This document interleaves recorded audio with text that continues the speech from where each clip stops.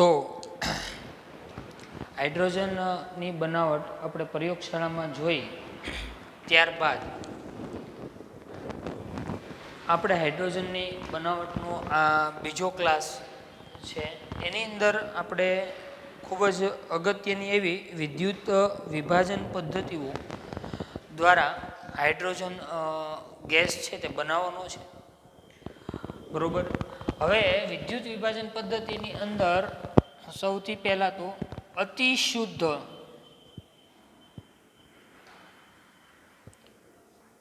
Hydrogen મેળવવાની પદ્ધતિ,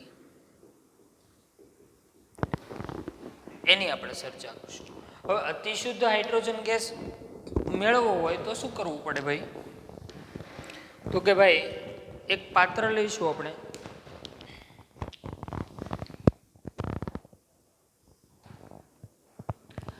આ પાત્રની અંદર હું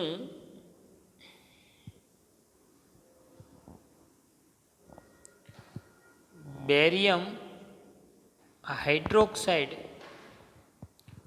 નું દ્રાવણ ભરેલું છે, તો આપણે ભરશું બેરિયમ હાઇડ્રોક્સાઇડનું દ્રાવણ. હવે આ પાત્રમાં નિકલ ધાતુના વિદ્યુત ધ્રુવો ડુબાડશું. ધોરણ 10 ની અંદર આપણે વિદ્યુત વિભાજન પદ્ધતિ આવી ગઈ, બરોબર. અહીંયા એક વિદ્યુત ધ્રુવ પ્લસ હશે ને એક વિદ્યુત ધ્રુવ માઇનસ. પ્લસ હશે એ એનોડ અને માઇનસ હશે એ કેથોડ. તો અતિ શુદ્ધ ડાયહાઇડ્રોજન મેળવવા માટે અતિ શુદ્ધ ડાયહાઇડ્રોજન મેળવવા માટે બેરિયમ હાઇડ્રોક્સાઇડ એટલે BaOH2 બેરિયમ હાઇડ્રોક્સાઇડના દ્રાવણનું બેરિયમ હાઇડ્રોક્સાઇડના દ્રાવણનું બેરિયમ હાઇડ્રોક્સાઇડનો જે દ્રાવણ છે તેનું નિકલ વિદ્યુત ધ્રુવો વડે, એટલે કે નિકલ છે તે ધાતુ છે, તે નિકલ ધાતુના વિદ્યુત ધ્રુવો વડે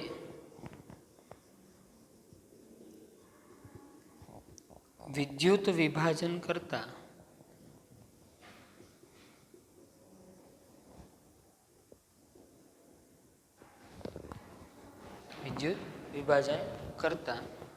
શુદ્ધ ડાયહાઇડ્રોજન પ્રાપ્ત કરી શકાય છે.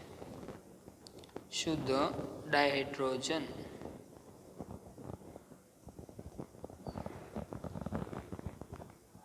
મેળવી શકાય છે.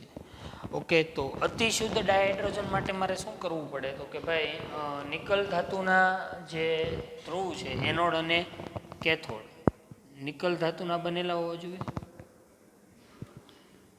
દ્રાવણ શેનું ભરશું પાત્રમાં? તો કે ભાઈ બેરિયમ હાઇડ્રોક્સાઇડ.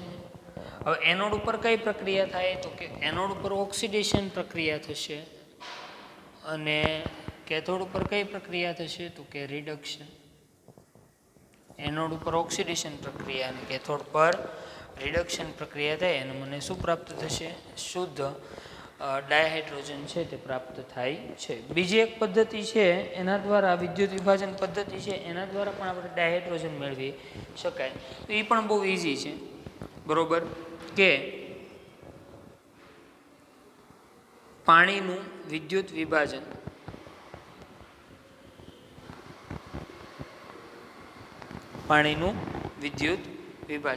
કઈ રીતે? અહીંયા જુઓ.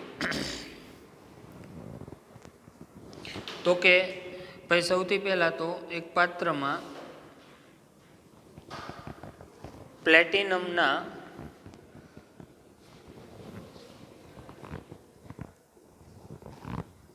વિદ્યુત ધ્રુવો લેવામાં આવે છે.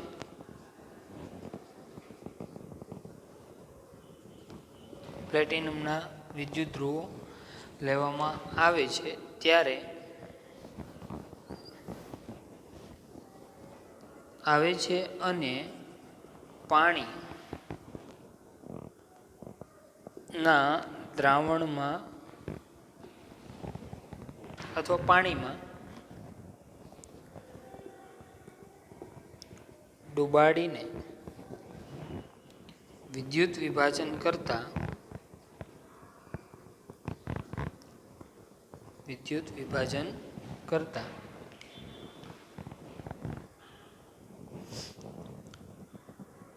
H2 ડાયહાઇડ્રોજન અને O2 પ્રાપ્ત થાય છે. ડાયહાઇડ્રોજન અને પ્રાપ્ત થાય છે. કઈ રીતે? તો અહીંયા જો એની આકૃતિ દ્વારા પણ આપણે સમજશું તેને.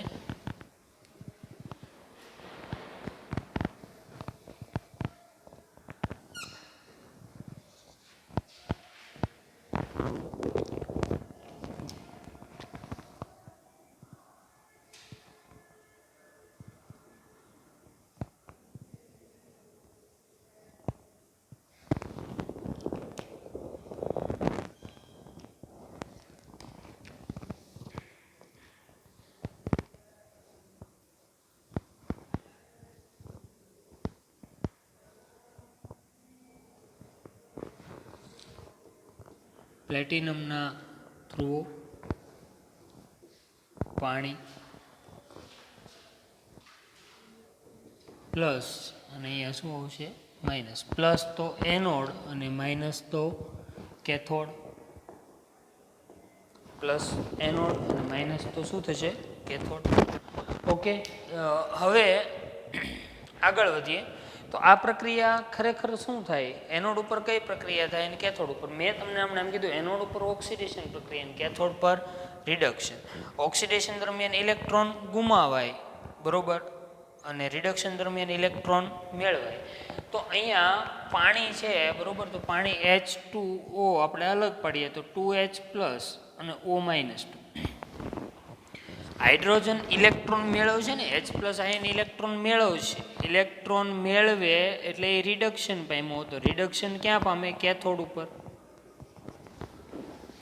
અને ઓક્સિજન ઇલેક્ટ્રોન ગુમાવશે, બરોબર, ઇલેક્ટ્રોન ગુમાવે તો ઓક્સિડેશન. ઇલેક્ટ્રોન ગુમાવશે તો ઓક્સિડેશન ક્યાં થશે? તો કે એનોડ પર. આમ પાણીનું વિદ્યુત વિભાજન કરતા મને કેથોડ ઉપર શું પ્રાપ્ત થાય? ડાયહાઇડ્રોજન પ્રાપ્ત થાય. અને એનોડ ઉપર શું પ્રાપ્ત થાય? ડાયઓક્સિજન છે તે પ્રાપ્ત થાય છે.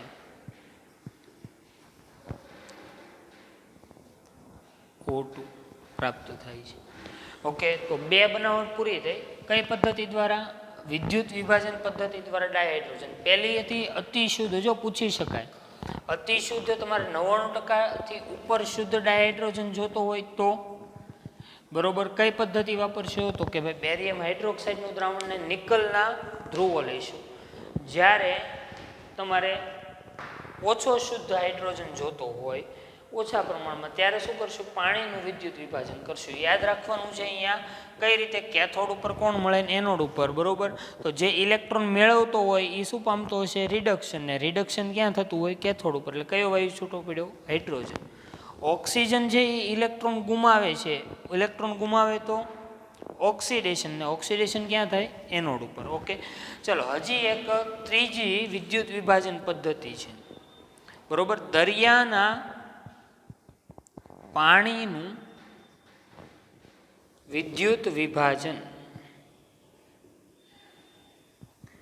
દરિયાનું પાણી છે, બરોબર, દરિયાનું પાણી આપણને કેવું લાગે સ્વાદે? તો કે ખારું લાગે. શા માટે? કારણ કે દરિયાના પાણીની અંદર વધારે પ્રમાણમાં શું હોય? તો કે સોડિયમ ક્લોરાઇડ. સોડિયમ ક્લોરાઇડ એટલે શું હોય? મીઠું હોય.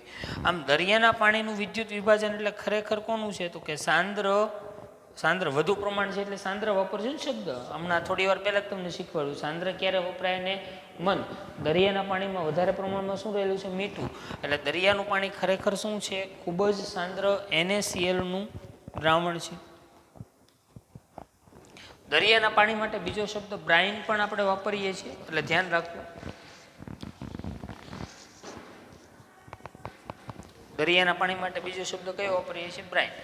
ઓકે, હવે એના માટે જે સાથે બરોબર એક પાત્ર લીધું તો કે હા આ પાત્રમાં હવે પાણીની જગ્યાએ આપણે શું લઈશું તો કે દરિયાનું પાણી લેવામાં આવે છે. ઓકે, દરિયાનું પાણી લઈશું. વિદ્યુત ધ્રુવો આપણે લઈશું એનોડ અને કેથોડ. અગાઉ પણ જે પ્રક્રિયાની આપણે ચર્ચા કરી હતી એ જ પ્રક્રિયા, એનોડ અને શું લીધું મેં કેથોડ.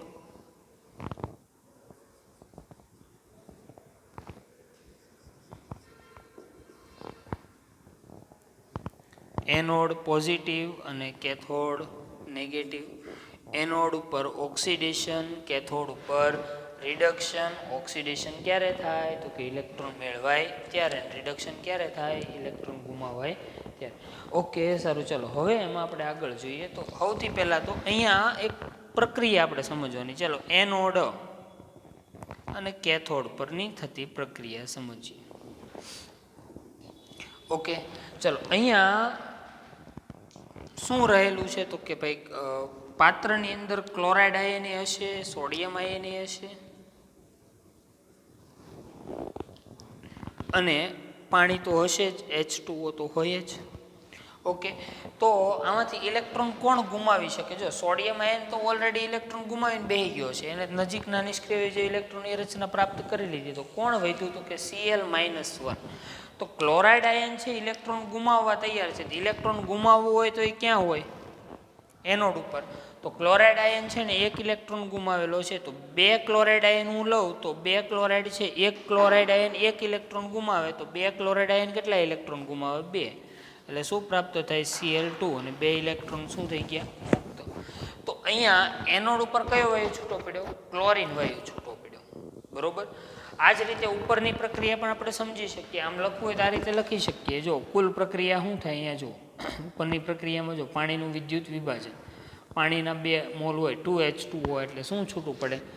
O2 વત્તા 2H2. O2 ક્યાં મળે તો કે એનોડ ઉપર મળે અને H2 ક્યાં મળે તો કે કેથોડ ઉપર મળે, જેને આપણે સારી રીતે સમજ્યા હતા. ઓકે, ચાલો હવે અહીંયા ક્લોરાઇડ આયન ઇલેક્ટ્રોન ગુમાવે. આ ઇલેક્ટ્રોન ગુમાવે તો ઇલેક્ટ્રોનની આપલે તો બરોબર જ થવી જોઈએ. જેટલા ઇલેક્ટ્રોન ગુમાવે એટલા સામે શું થવું જોઈએ? ઇલેક્ટ્રોન મેળવવો જોઈએ. તો કેથોડમાં અહીંયા જોજો ખાસ, અહીંયા સોડિયમ આયનનું રિડક્શન નથી થતું, પણ કોનું રિડક્શન થાય છે? H2O નું રિડક્શન થાય, પાણીનું રિડક્શન થાય. કારણ કે અહીંયા રિડક્શન પોટેન્શિયલના મૂલ્યો બહુ અગત્યના છે, જે આપણે રેડોક્સ પ્રક્રિયાની અંદર વિગતે ચર્ચા કરશું. ઓકે, તો અહીંથી H+ અને OH- આયન છૂટો પડતો હોય તો આ રીતે થાય H+ અને OH-. તો રિડક્શન કોનું થશે? H+ નું થશે, H+ અને OH-.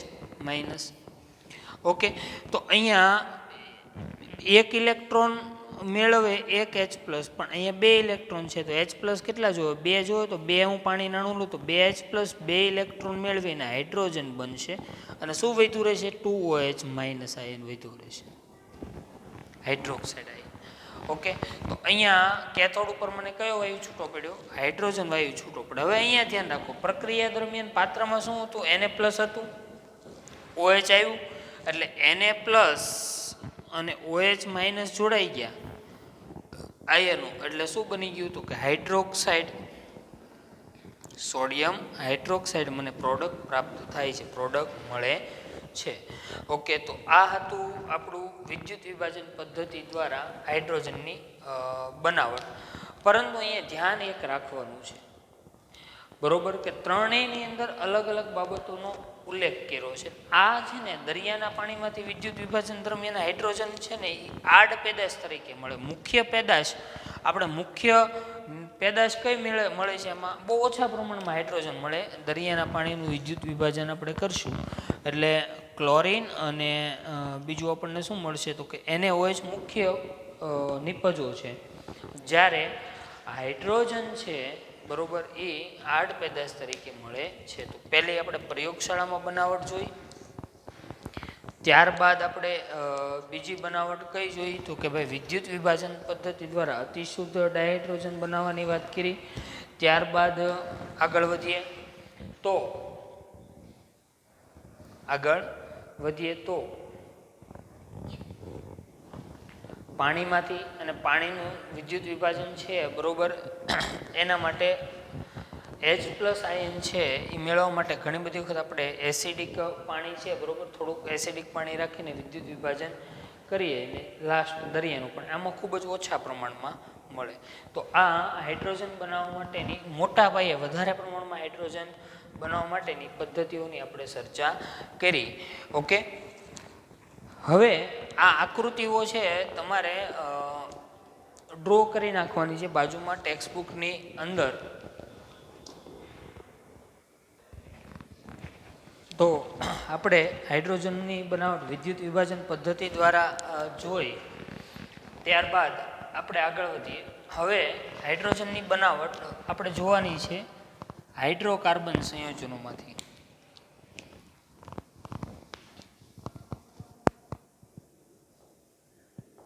હાઇડ્રોકાર્બન સંયોજનો માંથી હાઇડ્રોજનની બનાવટ. બીજી બનાવટ આપણે જોવાના છીએ કોકમાંથી. કોક એટલે શું થશે? કોલસો.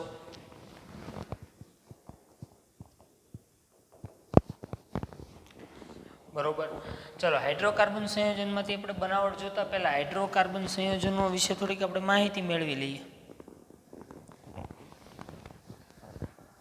બરોબર, હાઇડ્રોકાર્બન સંયોજનો કોને કહેવાય? હાઇડ્રોકાર્બન સંયોજનો જે સંયોજનો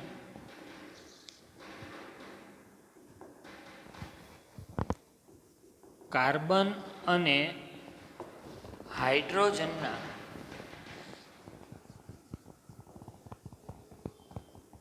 બનેલા હોય તે સંયોજનોને હાઇડ્રોકાર્બન સંયોજનો કહેવાય.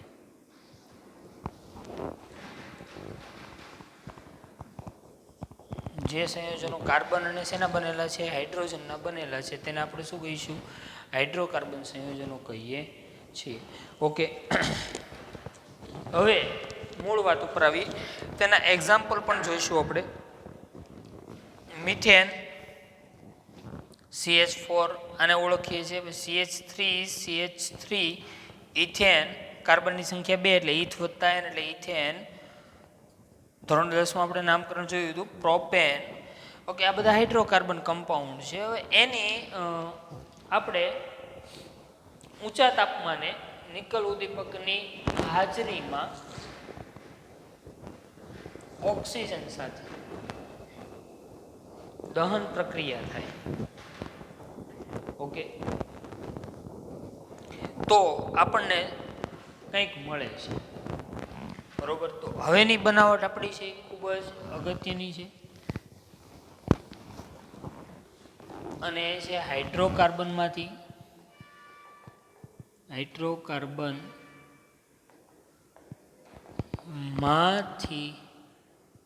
હાઇડ્રોજનની બનાવટ.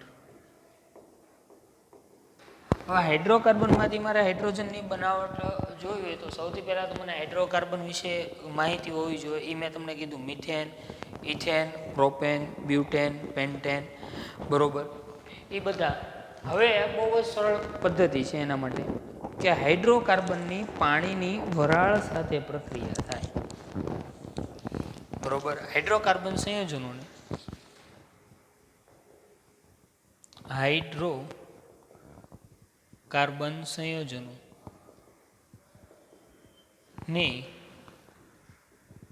પાણીની વરાળ લ્યો તો H2O, બરફ લ્યો તો H2O. બરોબર, પાણીની વરાળ સાથે 1270 કેલ્વિન તાપમાને નિકલ ઉદ્દીપકની હાજરીમાં પ્રક્રિયા કરતા જળ વાયુ મળે છે. જળવાયુ એટલે શું? બરોબર, એને પણ સમજીએ આપણે. એ પહેલા એક પ્રક્રિયા જોઈએ. ચાલો, મિથેન એટલે શું થયું? તો કે CH4. મિથેન હાઇડ્રોકાર્બન છે તો કે હા, એની કોની સાથે પ્રક્રિયા થાય છે? પાણીની વરાળ, ટેમ્પરેચર 1270 કેલ્વિન. કયો ઉદ્દીપક છે? તો કે નિકલ ઉદ્દીપક. ઓકે, ચલો અહીંયા મિથેનની પાણીની વરાળ સાથે પ્રક્રિયા થઈ, સીધી જ વાત છે. પાણી છે એમાંથી ઓક્સિજન કાર્બન સાથે જોડાય અને શું બનાવશે? Carbon monoxide. ચાલો રિલીઝ શું થયું? તો કે અહીંથી 4 હાઇડ્રોજન, અહીંથી 2 હાઇડ્રોજન, ટોટલ હાઇડ્રોજન કેટલા થયા? 6. એટલે કાર્બન મોનોક્સાઇડ અને હાઇડ્રોજન મળ્યું એને આપણે શું કહીશું? જળવાયુ. આપણે બનાવટ ભણી રહ્યા છીએ હાઇડ્રોજનની, પણ મળે છે શું આપણને? જળવાયુ અહીંયા પ્રાપ્ત થાય છે. ઓકે, હવે જળવાયુ કોને કહેવાય એની આપણે થોડીક વાત કરીએ. જળવાયુ એટલે 2 વાયુઓનું મિશ્રણ. જળવાયુ છે 2 વાયુનું મિશ્રણ. કોનું કોનું? તો કે CO એટલે કાર્બન મોનોક્સાઇડ, કાર્બન મોનોક્સાઇડ વત્તા ડાયહાઇડ્રોજનના મિશ્રણને શું કહીએ છીએ આપણે? જળવાયુ કહીએ છીએ. પછી એમાંથી આપણે અલગ પાડવામાં આવે છે હાઇડ્રોજન વાયુને. ઓકે, ચલો હજી આપણે આ તો મિથેનનું ઉદાહરણ લીધું. ચલો મિથેન સિવાય બીજું એક હાઇડ્રોકાર્બનનું ઉદાહરણ લઈએ, ઇથેન. તો CH3.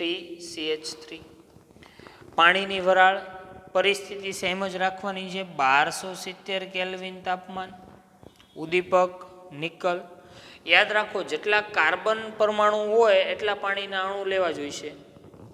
બરોબર, આ શોર્ટકટ મેથડ છે એટલે આપણે સૂત્ર યાદ રાખવું નહીં. પાઠ્યપુસ્તકમાં સૂત્ર આપ્યું છે પણ એની આપણે કોઈ જરૂર નથી. સીધું જેટલા કાર્બન હોય, કાર્બન પરમાણુ જેટલા હોય એટલા પાણીના અણુ લેવાના. ચલો અહીંયા કાર્બન કેટલા છે? 2. તો પાણીના અણુ કેટલા લઈશું? 2. એટલે શું થશે? 2 કાર્બન અને 2 ઓક્સિજન જોડાઈને શું બની ગયું? Carbon monoxide. વત્તા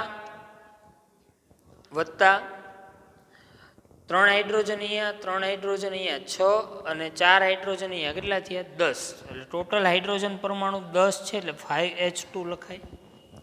ચલો તમને એમ થાય કે આ તો ઇથેન લીધું, ચલો 2 કાર્બન લીધા, 3 કાર્બન લ્યો તો શું થાય? તો 3 કાર્બન વાળું ઉદાહરણ આપણે લઈ શકીએ. જોજો અહીંયા CH3CH2CH3 પ્લસ H2. પાણીના કેટલા અણુ લેવા મને ખબર નથી, પરંતુ મારે શું યાદ રાખવાનું છે અહીંયા કે જેટલા કાર્બન પરમાણુ છે એનું બધાનું રૂપાંતર કાર્બન મોનોક્સાઇડમાં થાય. એટલે એટલા ઓક્સિજન પરમાણુ જોડવા પડે. તો અહીંયા 3 કાર્બન છે તો પાણીના અણુ કેટલા લેવા પડશે? 3. તો જ મને 3 ઓક્સિજન મળે. આવી રીતે 4 કાર્બન વાળો હોય તો 4 પાણીના અણુ લ્યો, 5 કાર્બન વાળો હોય તો 5 પાણીના અણુ લ્યો. ઓકે, એટલે કોઈ પણ ઉદાહરણ આમાંથી તમને આપી શકે એટલે ધ્યાન રાખવું. ઓકે, આ બધાને જળવાયુ જ કહેવાય. જળવાયુ માટે પાયાની શરત લાગુ. 2 વાયુઓ ભેગા થયા, કયા કયા?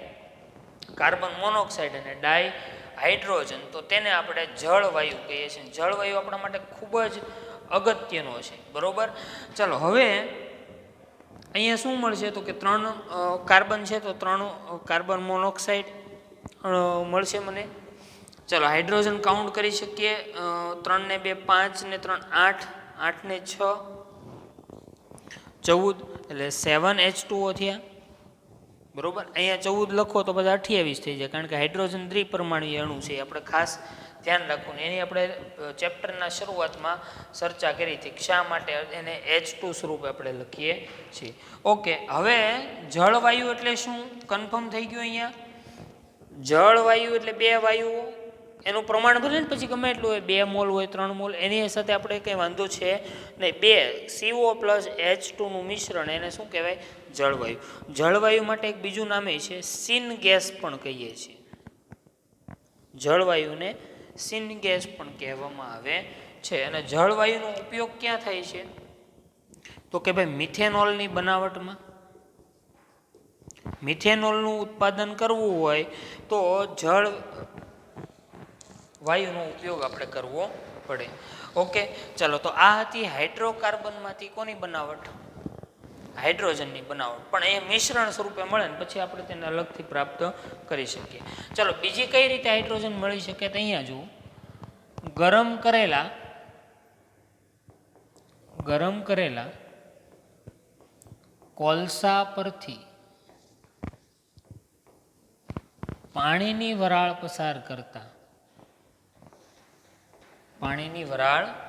પસાર કરતા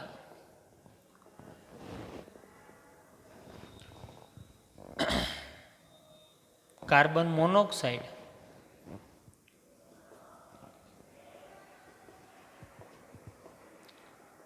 અને હાઇડ્રોજન વાયુનું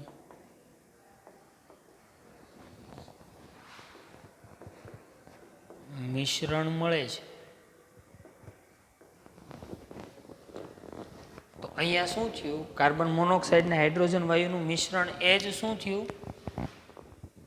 જળવાયુ થયો. એટલે મેં અલગ રીતે લખ્યું છે, બરોબર? એટલે આ ધ્યાન રાખવાનું છે આપણે. કાર્બન મોનોક્સાઇડ અને હાઇડ્રોજન વાયુનું મિશ્રણ. ચાલો, ગરમ કરેલો કોલસામાં શું હોય? તો કે કાર્બન હોય. તો કે આ કાર્બન વત્તા H2, બરોબર? પરિસ્થિતિ એ જ ગરમ વરાળ છે પસાર કરવા જઈ રહ્યા છીએ આપણે. ચાલો, શું થશે? કાર્બન મોનોક્સાઇડ વત્તા ડાયહાઇડ્રોજન. ઓકે, તો આ રીતે મને પ્રાપ્ત થાય. આ રીતે જો આપણે હાઇડ્રોજન મેળવતા હોય તો આ પદ્ધતિને કોલસાનો ઉપયોગ કરીએ છીએ, એટલે કોલ ગેસિફિકેશન કહે છે. યાદ રાખશું ખાસ. કોલ ગેસિફિકેશન એટલે શું? તો કે ભાઈ હાઇડ્રોજન મેળવવા માટે જ્યારે કોલસાનો ઉપયોગ થતો હોય તો એ મેથડને, એ પદ્ધતિને આપણે કોલ ગેસિફિકેશન કહીએ છીએ. તમને પ્રશ્ન પૂછાય, બરોબર? તો ધ્યાન રાખવું કે ભાઈ નીચેનામાંથી કઈ પ્રક્રિયા આપે તમને, બરોબર? અને તમને એમ કે આ પ્રક્રિયા કઈ છે, તો આપણને ખબર હોવી જોઈએ. કોલ ગેસિફિકેશન. કોલ ગેસિફિકેશનમાં પ્રોડક્ટ એટલે કે નિપજ શું મળે છે? કાર્બન મોનોક્સાઇડ અને ડાયહાઇડ્રોજનનું મિશ્રણ પ્રાપ્ત થાય છે, બરોબર? એમાંથી ભાઈ હાઇડ્રોજન આપણે છે સોડિયમ આપણે અલગ પાડી શકીએ. હજી જો તમારે વધારે પ્રમાણમાં હાઇડ્રોજન મેળવવું હોય આ પદ્ધતિમાં, તો શું કરવાનું છે જોવો જોઈએ. કોલ ગેસિફિકેશન પદ્ધતિ દ્વારા પ્રાપ્ત થતી નિપજને FeCrO4 એટલે કે આયર્ન ક્રોમેટ. યાદ રાખશું ખાસ. આયર્ન ક્રોમેટ ઉદ્દીપકની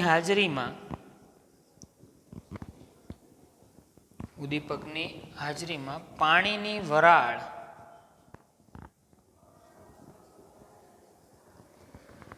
સાથે પ્રક્રિયા કરાવતા વધારે પ્રમાણમાં હાઇડ્રોજન પ્રાપ્ત થાય છે, બરોબર? આમાં શું કીધું? કોલ ગેસિફિકેશન એટલે આ પદ્ધતિ દ્વારા મને પ્રોડક્ટ આ મળી છે CO પ્લસ H2. તો અહીંયા હું લખું CO plus H2, carbon monoxide વત્તા H2. પાણીની વરાળ એટલે શું થયું? H2O. ઉદ્દીપક ચેન્જ થાય છે, ખાસ યાદ રાખશું. અત્યાર સુધી નિકલ ઉદ્દીપક ચાલતો હતો, આપણે અહીંયા ચેન્જ થઈ ગયો. Iron ક્રોમેટ FeCrO4. આયર્ન ક્રોમેટ શા માટે? કારણ કે CrO4 -1 આયન છે ને, આયનને ક્રોમેટ આયન કહેવાય, બરોબર? તો અહીંયા ક્રોમેટ આયન -2 એટલે ક્રોમેટ આયન. ઓકે, તો આ આયર્ન ક્રોમેટ આયન ઉદ્દીપકની હાજરી છે અહીંયા. એટલે FeCrO4 એ કેટાલિસ્ટનું કામ કરે ને આપણને ખબર છે ઉદ્દીપક પ્રક્રિયાને કેવી બનાવે? ઝડપી. તો આ પ્રક્રિયા દરમિયાન એક નવીન ઘટના એ બને કે પાણીમાંનું ઓક્સિજન કાર્બન મોનોક્સાઇડ સાથે જોડાય અને કાર્બન ડાયોક્સાઇડ બનાવશે. અને આ બે હાઇડ્રોજન પરમાણુ જોડાય અને શું મળશે? 2H2. તો વધારે હાઇડ્રોજન પરમાણુની નિપજ મેળવવી હોય, બરોબર, તો ગરમ કરેલા કોલસાનું પહેલાં પાણીની વરાળ પરથી પસાર કરો એટલે તમને જળવાયુ મળશે. એનું ફરીથી પાછું પાણીની વરાળ સાથે પણ ઉદ્દીપક બદલી નાખવાનું છે, એટલે વધારે પ્રમાણમાં મને હાઇડ્રોજન પ્રાપ્ત થાય. હવે આ નિપજ છે કાર્બન મોનોક્સાઇડમાંથી કાર્બન ડાયોક્સાઇડમાં ટ્રાન્સફર થયું, બરોબર, અને હાઇડ્રોજન વધુ મળ્યો મને અહીંયા. હવે આ વધુ પ્રમાણમાં હાઇડ્રોજન પ્રાપ્ત થયો, બરોબર. તો હવે આ મિશ્રણમાંથી મારે કાર્બન ડાયોક્સાઇડને દૂર કરવો હોય તો એને એક જ વસ્તુ કરવાની છે, સોડિયમ આર્સેનાઇડ માંથી પસાર કરશો એટલે બંને વસ્તુ અલગ પડી જશે. સોડિયમ આર્સેનાઇડ છે, બરોબર, એના દ્રાવણમાંથી પસાર કરશો એટલે કાર્બન ડાયોક્સાઇડ અને હાઇડ્રોજન બંને આપણે અલગ અલગ રીતે પ્રાપ્ત કરી શકીએ છીએ. તો આ હતી ડાયહાઇડ્રોજનની અગત્યની બનાવટો, ટોટલ 3 બનાવટ પેલી પ્રયોગશાળામાંથી.